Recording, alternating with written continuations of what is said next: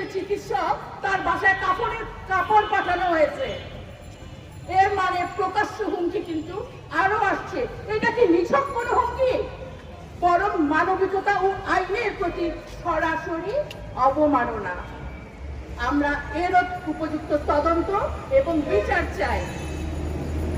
এখন দেখেন, আমি আরো একটা কথা বলি। এই যে অকুতোভয়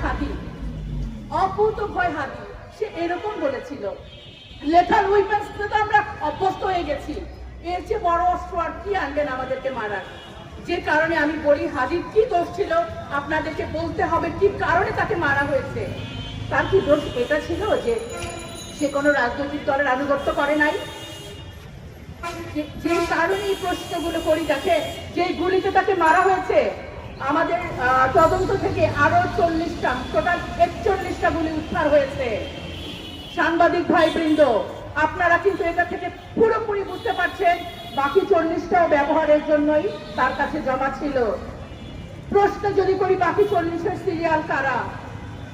হাদির ছিল অসম্ভব প্রজ্ঞা।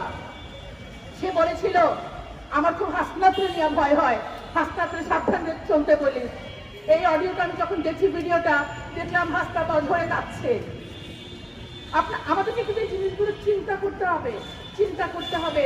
আমরা এখানে দেখতে পাচ্ছি আমাদের মায়েরা এখানে এসে কাঁদছে। আমরা দেখতে পাচ্ছি এখানে বিশ্ববিদ্যালয়ের প্রফেসররা তাদের কাছে এসে দাঁড়িয়েছে। আমরা কোনো রাজনৈতিক উদ্দেশ্যে এখানে দাঁড়াইনি। আমরা আমাদের সন্তানের নিরাপত্তা চেয়ে এখানে এসেছি। আমরা এখানে কাঁদতে আসিনি। আমরা ফাঁসির দাবি নিয়ে এসেছি, আমরা বিচারের দাবি নিয়ে এসেছি। আপনার পর হলো জুলাইয়ের পর হাদি, এরপর আর কোনো কিছু হতে দেওয়া যাবে না।